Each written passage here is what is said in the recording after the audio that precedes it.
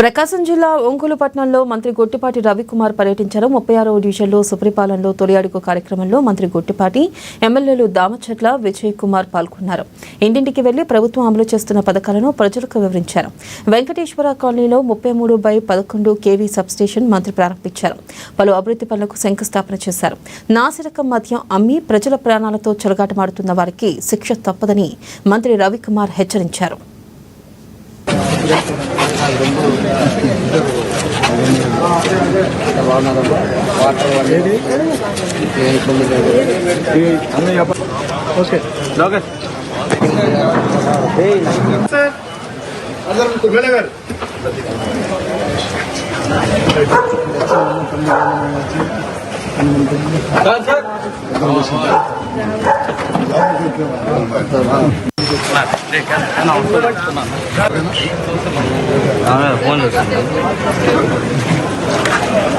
మన ప్రభుత్వం అధికారంలోకి వచ్చిన తర్వాత అన్ని కార్యక్రమాలు ప్రమాణం చేశాము.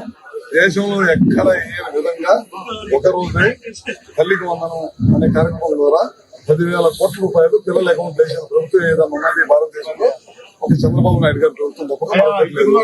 అదేవిధంగా మనం స్కూల్ యూనిఫామ్లు కానీ, బెల్ట్లు కానీ, పుస్తకాలు కానీ బ్రహ్మాండమైన క్వాలిటీ తోటి ఇచ్చాం. ఎక్కడ కూడా రాజకీయ నాయకులు ఫోటోలు కానీ ఎక్కడ కూడా వేసుకోకుండా పిల్లల్ని చదువుకి రాజకీయానికి సంబంధం లేకుండా లోకేష్ గారు ప్రత్యేకమైన దృష్టి పెట్టి బ్యాగులు కూడా యూనిఫామ్ కూడా మీరు చూస్తూ ఉన్నారు. ఇవాళ ప్రభుత్వ పాఠశాలకు వెళ్ళినప్పుడు ఏ విధంగా పిల్లలు ఏ విధంగా ఏమైనా బట్టలు వేసుకుంటున్నారో, ఏ క్వాలిటీ బట్టలు వేసుకుంటున్నారో, ఏ క్వాలిటీ పుస్తకాలు ఉన్నాయో, బ్యాగులు ఎట్లా ఉన్నాయో మనం అందరం కూడా చూస్తా ఉన్నాం.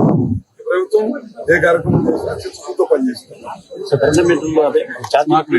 స్మార్ట్ మీటర్లు ఆ రోజు రైతులకి మేము బిగించమని చెప్పాము, బిగించట్లేదు.